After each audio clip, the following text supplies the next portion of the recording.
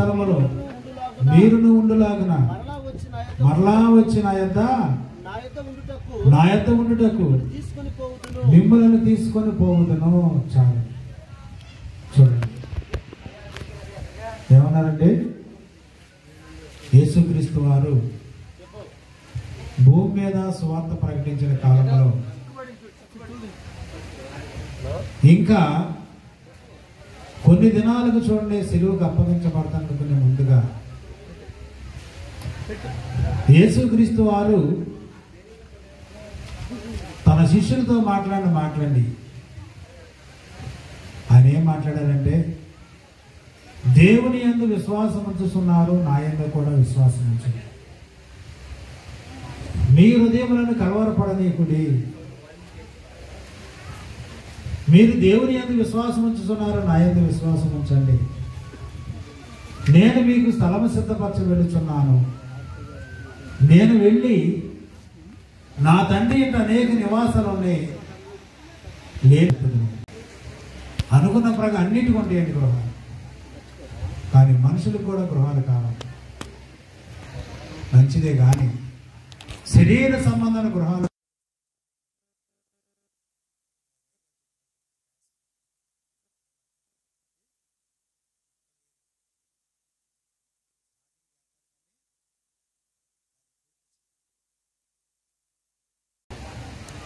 Government వారి సహాయం చేత కొంత అప్పు చేత అప్పు తెచ్చుకొని ఇవన్నీ కూడా జరుగుతూ ఉంటాయి. మనందరికీ తెలిసింది. ఏమండి, శరీరానుసారం గృహాల కొరకు వాళ్ళు అంటూ ఉంటారు, అయ్యా ఇదిగో నేను ఇవన్నీ చేశాను, నాకు ఒకటి కొంత ఇల్లు కావాలి. కొంతమంది రెంట్లకు ఉండేవాళ్ళు చాలామంది. సిటీలకు వెళ్తే జాబ్ చేసేవారు, కానీ కొంతమంది ఇంకా రెంట్లలో చేసుకునే వారు చాలామంది ఉన్నారు. కానీ వారు కష్టపడి నెల వచ్చేసరికి తీర్చడానికి చాలా రెంట్లు కట్టలేక పనిముట్లు కూడా బయటికి విసిరేసే అటువంటి పరిస్థితులు సేవకులు ఏంటి, విశ్వాసులు ఏంటి, ఉద్యోగస్తులు ఇలాంటివి జరిగినాయి. ఏమండి, అలాగనే శరీరానుసారం గృహాల కొరకు ప్రయాసపడతారు. కానీ నా తండ్రి అంటే అనేకమైన నివాసాలు ఉన్నాయి అంటే, లేని అన్న నేను మీతో చెప్తాను, నేను వెళ్ళి మీకు స్థలం సిద్ధపరచ వెళుతున్నాను. నేను వెళ్ళి మిమ్మల్ని మళ్ళా తీసుకెళ్ళడానికి వస్తాను.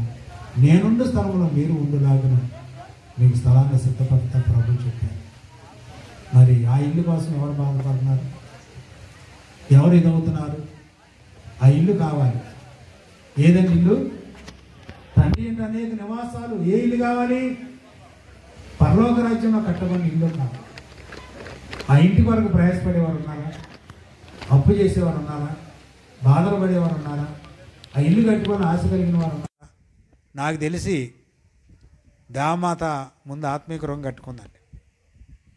ఎవరో మా కుమార్తె దేవమాత ముందు ఆత్మీయ ఇల్లు కట్టుకుందండి. అయ్యగారు చెప్తున్నారు 20 సంవత్సరాల క్రితమే మారుమనసు పొందిన అమ్మాయిని, 25 సంవత్సరాల క్రితమే ముందు ఆత్మీయ గృహాన్ని కట్టుకుంది. జ్ఞానవంతురాలు తన ఇల్లు కట్టినని తన భర్త మారుమనసు లేనప్పటికీ పిల్లలు పెట్టుకొని చూడండి ఎంతో చక్కగా జ్ఞానం చొప్పున ఇవన్నీ నిర్వహించుకుంటూ ఏ సందర్భాన్ని ఏం చేయాలో, ఎలా నడిపించాలో వ్యర్థమైన ఖర్చులు లేకుండా చక్కగా జ్ఞానం చొప్పున ఇంత దాకా తీసుకొచ్చి శరీరానుసారం ఇటువంటి మంచి బిల్డింగ్, మంచి గృహాన్ని దేవుని చేత కట్టబడింది. మంచిదే. ముందు ఆమె కట్టుకున్న గృహం ఏంటి? ఆత్మీయ గృహం. ఆత్మీయ గృహం అంటే తండ్రి అంట యేసుక్రీస్తు వారి యొద్ద ఆ ఇల్లు కష్టపడి 25 సంవత్సరాల క్రితమే చిన్నతనంలోనే మారుమనసు పొంది పాపక్షమాపణ పొంది దేవునిలో చూడండి బాప్తీసం తీసుకొని ఇప్పటి వరకు జాగ్రత్తగా కుడికి ఎడమ తొలిగిపోకుండా జాగ్రత్తగా నడుచుకుంటూ వస్తుంది. మరి ఎంతమంది ఆ ఇల్లు కోసం ప్రయాసపడుతున్నారు? ఏమండి, శరీర సంబంధ గృహాలు కట్టుకోవడానికి సరిహద్దు రాళ్ళు జరిపేవారు ఉన్నారు. అక్రమంగా ఆరాయి ఈరాయి పోగు చేసుకుని అక్రమం కట్టేవాళ్ళు ఉన్నారు. ఖచ్చితంగా సరిహద్దు మీద కట్టేవారు ఉన్నారు. ఎంతోమంది చూడండి ఇటువంటి అన్నీ కూడా కట్టుకొని అందులో నివాసం చేయకుండా ఓడబెక్కుని వెళ్ళిపోతారు. మా ఇంటి పక్కన ఇప్పుడు ఉండే ప్రజెంట్లో మేము ఉండే ఇంటి పక్కన ఒక ప్లేస్ ఉందని. ఒక ఆయన ఇల్లు కట్టాడు, రేకుల షెడ్. ముందు ఇల్లు కట్టకుండా షెడ్ వేసాడు. ఆ ఏరియాలో ఉన్న అందరికంటే బాగా ఎత్తుగా మట్టి తోలిచ్చి ఆ షెడ్ వేసాడు. ఆ షెడ్ వేసుకొని లాస్ట్కి కట్టలేక, ఆయన గవర్నమెంట్ జాబేనండి, గవర్నమెంట్ జాబ్ కట్టలేక అమ్మేసుకొని వెళ్ళిపోయాడు. ఎందుకంటే కారణం ఏంటంటే మనం ఇల్లు కట్టుకోవాలంటే దేవుని సహాయం ఉండాలి. దేవుని సహాయం ఉండాలి. ఖచ్చితంగా రోడ్డు మీదో సరిహద్దుల మీదో లేదా అక్రమ సొమ్ముతో కడితే అది పీక్కొని వెళ్ళిపోతారు, దానికి ఉండదని.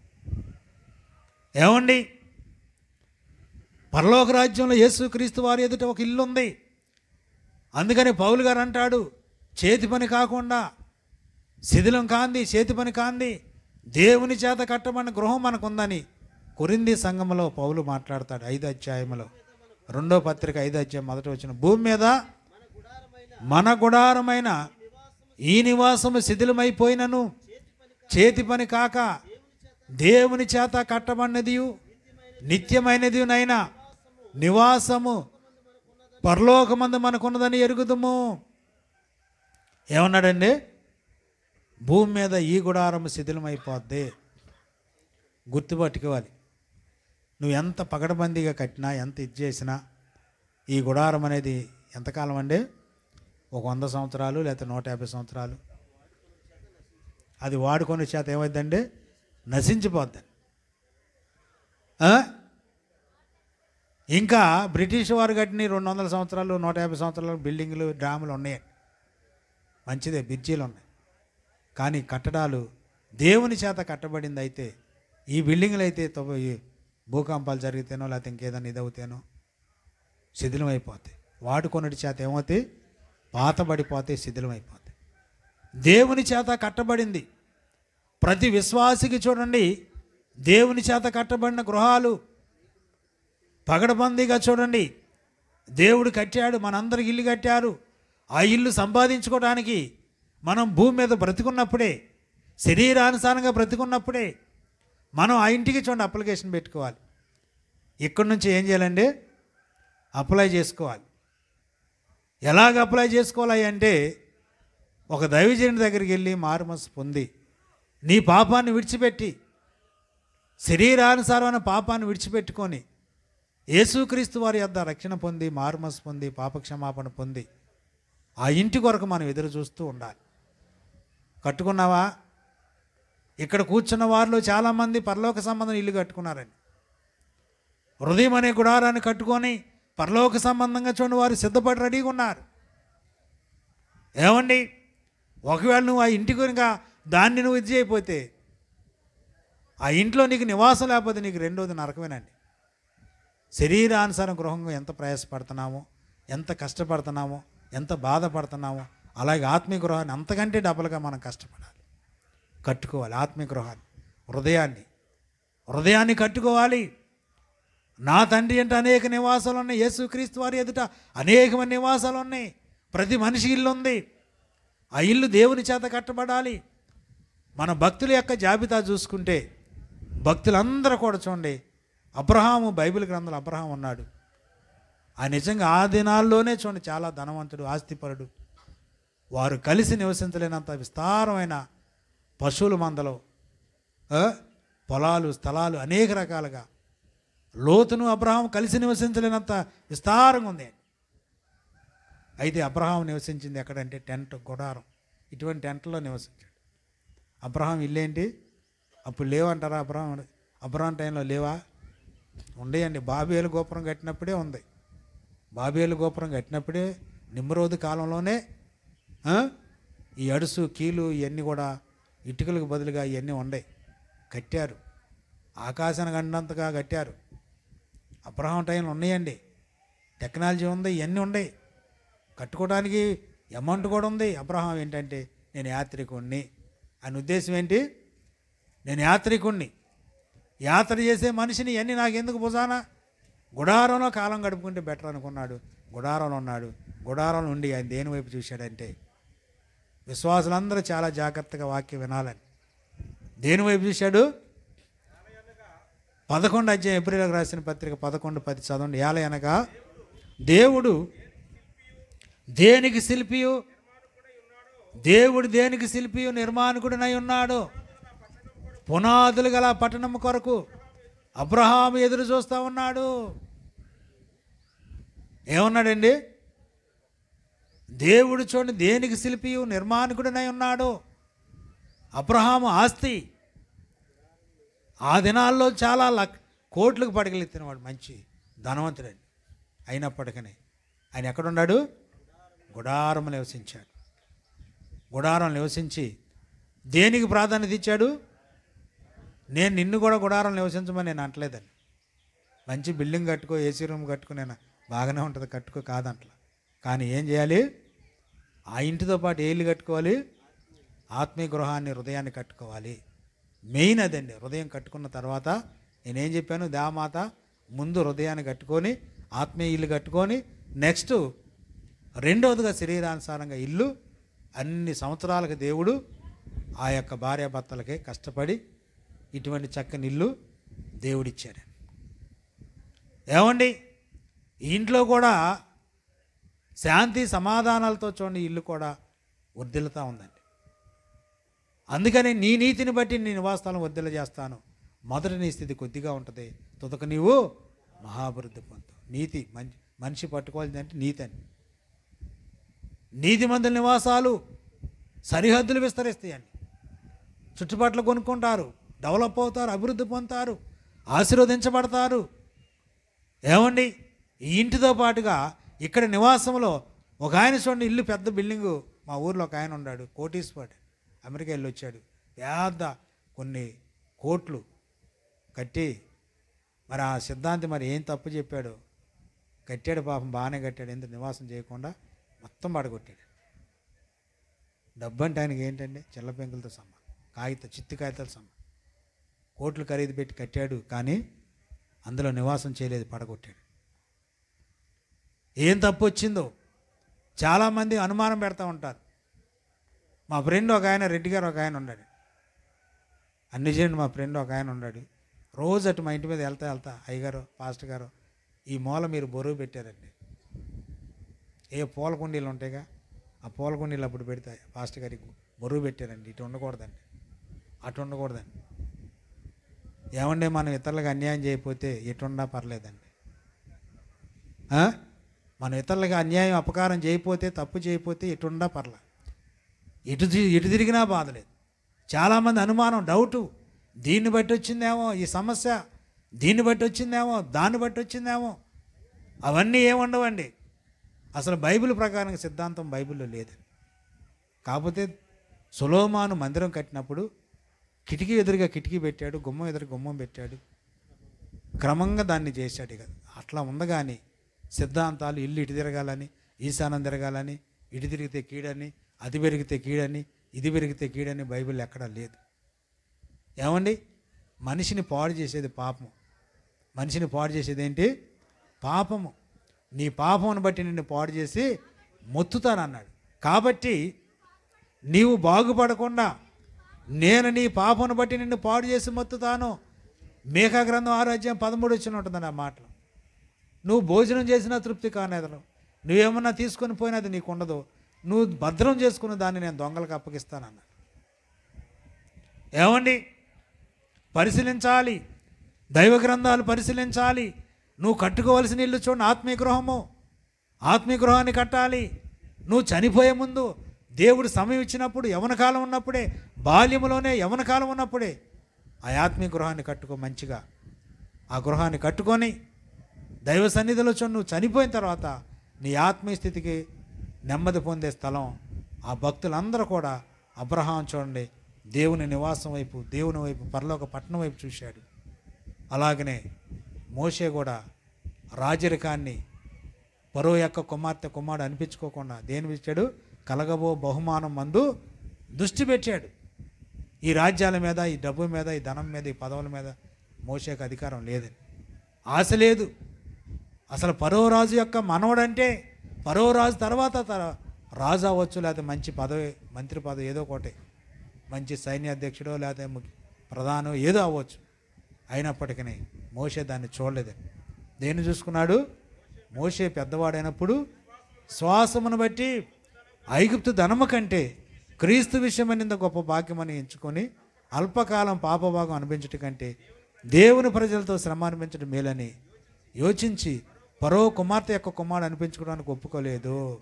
ఏలయనగా అతను కలగబో బహుమానం మీద దేని మీద దృష్టి పెట్టాడు? పరలోకం చూడండి, కలగబో బహుమానం, కలగబోయే గృహాలు, కలగబోయే దాని మీద దృష్టి పెట్టాడండి. ఎంత చక్కటి మాటలు! భక్తులందరూ దేని మీద పెట్టారు?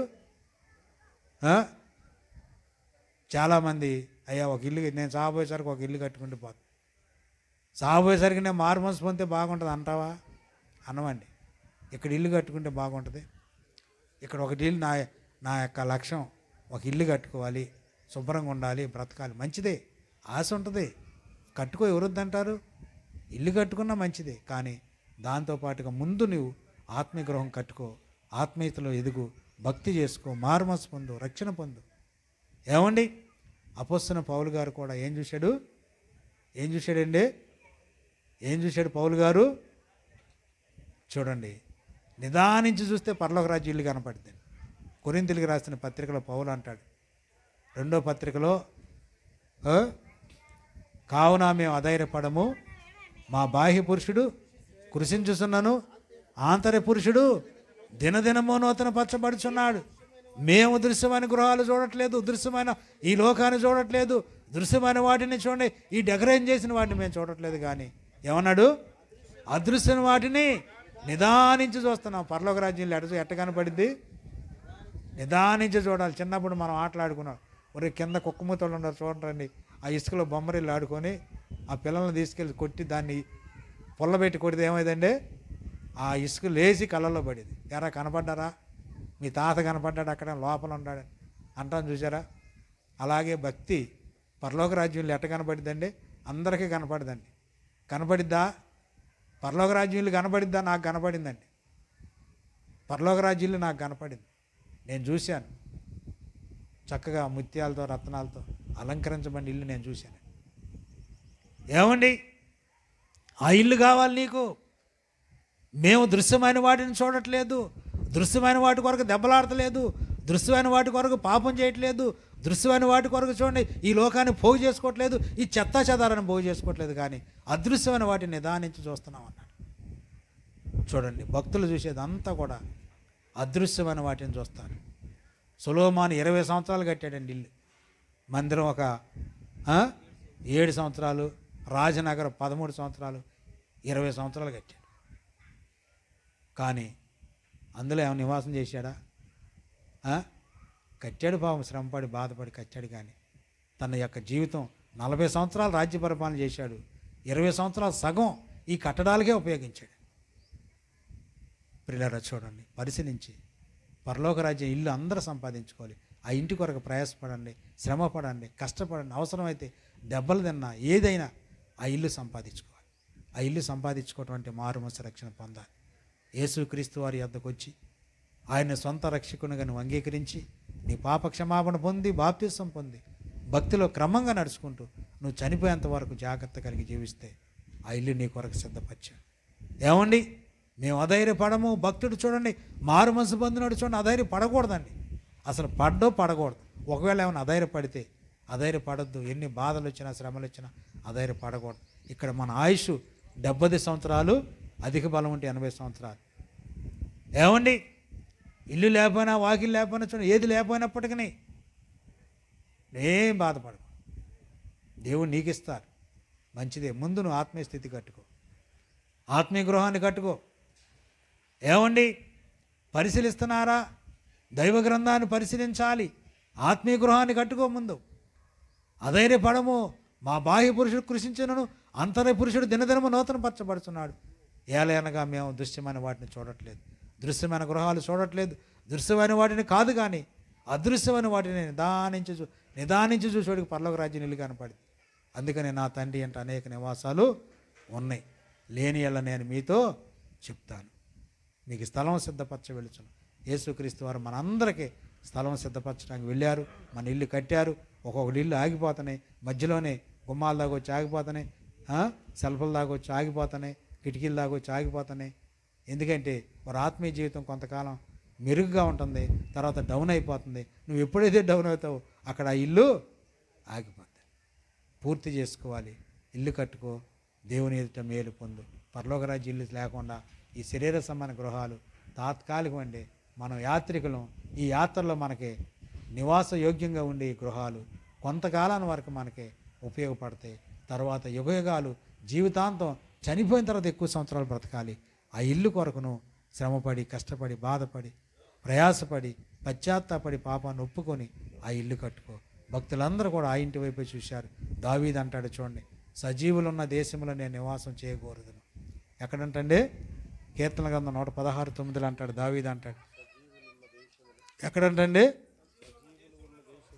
సజీవులున్న దేశంలో యెహోవా సన్నిధిని నేను కాలము గడుపుతును. చూడండి, భక్తులందరూ కూడా సజీవులు ఉన్న దేశం. సజీవులు ఎక్కడ ఉంటారు? భూమి మీద సజీవులు ఎక్కడైనా ఉన్నారా? లేదండి. సజీవుల దేశం ఎక్కడ? పరలోక రాజ్యం అండి. సజీవులు ఉన్న దేశం. అక్కడ ఉండటానికి నేను ఉండకూడదును. నేను ఆశ అక్కడ ఉంటా, అది కావాలి నాకు. భక్తులందరూ అది కోరుకున్నాడు. దావీదు రాజు, చక్రవర్తి, ఇశ్రాయేలు 12 గోత్రాలకు చక్రవర్తి. ఎంతో అనుభవించాడు, ఎంతో ఇదైపోయింది, కానీ ఆ తృప్తి తీరలేదండి. ఏమన్నాడు? సజీవులు ఉన్న దేశంలో ఉండకూడదు. సజీవుల దేశమున నేను యెహోవా సన్నిధిని ఉండాలన్న నమ్మకం నాకు నేనేమవుతును. అందుచేత ప్రతి భక్తుడు, ప్రతి విశ్వాసి, ఒకవేళ నీకు ఇల్లు తెలియదేమో, పరలోక సంబంధం ఇల్లు ఉందని నీకు తెలియదేమో, ఇవాళ తెలుసుకొని సంపూర్ణంగా ప్రభువులో రక్షణ పొంది, మారుమనసు పొంది, దేవునిలో ఎదిగి ఆ ఇల్లుని సంపాదించుకో. ఆ ఇల్లు కట్టుకొని నువ్వు చనిపోయినా బాధ లేదు. ఆ ఇల్లు ఎవడో పడేయడు, తుఫాన్లకు ఏమవదో, తర్వాత భూకంపాలు వచ్చినా ఏమవదో, చెక్కు చెదరదని. అక్కడ పగడబందీగా దేవుని చేత కట్టబడిన నివాస యోగ్యం ప్రతి వ్యక్తికి, ప్రతి మనిషికి ఆ ఇల్లు ఉంది. ఆ ఇల్లు కట్టుకోండి, సంపూర్ణంగా ప్రభువులో రక్షణ పొందండి. ఒక నమ్మకమైన దైవజనుడు, దేవుని చేత పంపడిన సేవకుల దగ్గరికి వెళ్ళండి.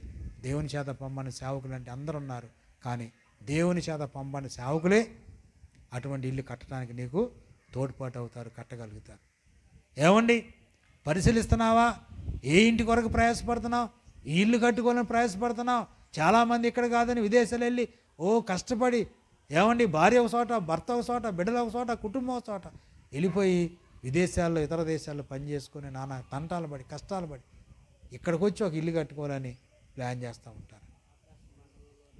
ఏమండి, ఇంకా చూడండి, చాలామంది అయితే ఆకాశమండల చంద్రమండలం, అమెరికా వాళ్ళు అప్పుడు ప్లాన్ చేశారంట. అమెరికా వాళ్ళు ఏమని? ఈ ప్రపంచాన్ని నాశనం చేసి మనం వెళ్ళి చంద్రమండలంలో ఇల్లు కట్టుకోవాలి, నివాసం చేయాలి. అందుకని దేవుడు ఏమన్నాడు? చంద్రమండలం ఇల్లు కట్టుకుని అక్కడి నుంచి పడదొస్తానన్నాడు. ఏమన్నాడు? అక్కడ ఇల్లు కట్టుకోవాలని ప్లాన్ చేస్తున్నారేమో, అక్కడి నుంచి నేను పడదొస్తానన్నాడు.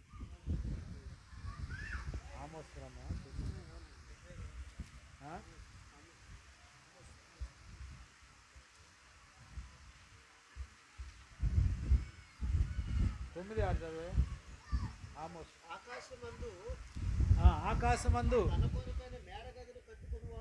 తన కొరకు మేడగదులు కట్టుకుని వాడును, ఆకాశ మండలమునకు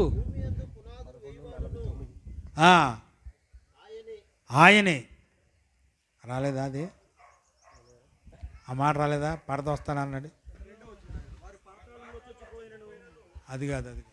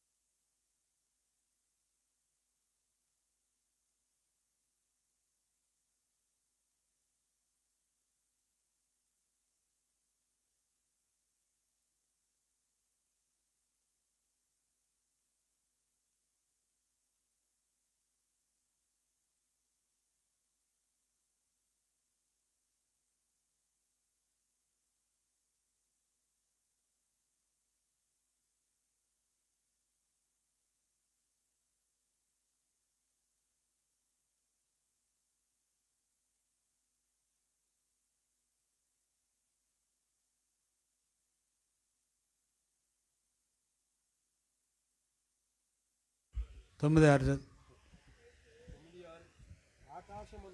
ఆకాశమందు తన కొరకై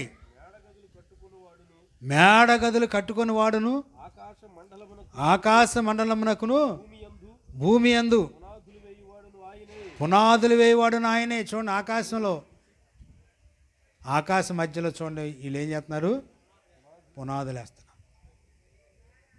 అక్కడ పునాది వేసుకున్నా దేవుని చేతులను తప్పుకోలేమండి. చంద్రమండలం కట్టుకున్నా, స్థలాలు కొనుక్కొని రిజిస్ట్రేషన్ చేసుకున్నా తప్పించుకోలేవు. అందుకని ఇక్కడ ఇల్లు కంటే పరలోక రాజ్యం ఇల్లు సంపాదించుకోండి ప్రభువులో. అక్కడ ఇల్లు ఉందా?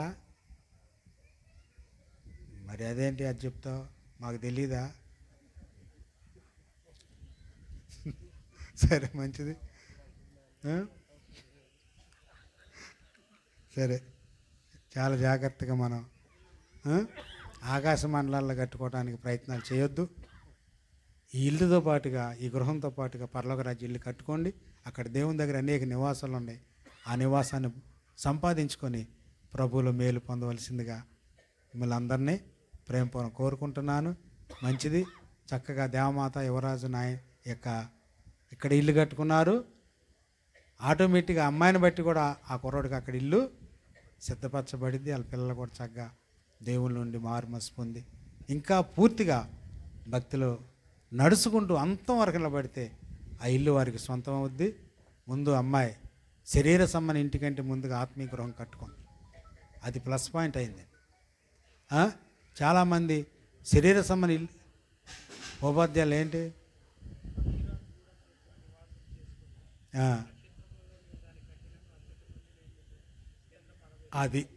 అది కావాలి మనకి. ఉపాధ్యాయ గ్రంథం 1వ అధ్యాయం అది. నువ్వు ఆకాశంలో ఇల్లు కట్టుకున్నా, పక్షిరాజు కూడా అంత ఎత్తుగా కట్టుకున్నా, ఆ నుంచి దేవుడు ఏం చేస్తాడంట, పడదోసి చెప్తాడు. ఎందుకని, ఒరే నీకు ఇక్కడ సమయం లేదురా. అట్లాగే శరీర సంబంధం ఇంటికంటే ఆత్మీయ గృహాన్ని కట్టుకోండి. సంపూర్ణంగా ప్రభువులు ఇదేవండి. ఒకవేళ మనం మారు మనసు పొందిన వాళ్ళకి ఏది ఉండదు. ఆ మారు మనసు లేకుండా శరీరానుసారం కట్టుకోవడానికి ప్రయత్నం చేసే వాళ్ళని పడగొడతాడు. అది దృష్టిలో పెట్టుకోవాలి. ఇదేంట్రా శుభమాన్ని ఇల్లు కట్టుకుని నాన్నగారు పడదొస్తాడు అది అట్ట అనుకోమాకండి. ఆత్మీయ గృహం కట్టుకోని వాళ్ళు నేను చెప్పేది. వాళ్ళు ఆత్మీయ గృహం కట్టుకున్నారు, చక్కగా రక్షణ పొందారు, మారు మనసు పొందారు, పాప క్షమాపణ పొందారు. మంచిదే. ఆ ఇల్లు ఇక్కడ వర్ధిల్లది, పరలోక రాజ్యంలో ఇల్లు కూడా సంపాదించుకో. జ్ఞాపకం చేసుకుని లేఖనాల ప్రకారం జీవిద్దాం. దేవుడి చిన్న వాక్యాన్ని దీవించి ఆశీర్వదించిన గాక. ఆమేన్. మంచిది.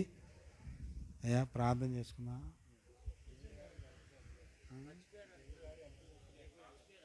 ఎవరు మర్చిపోయాడా?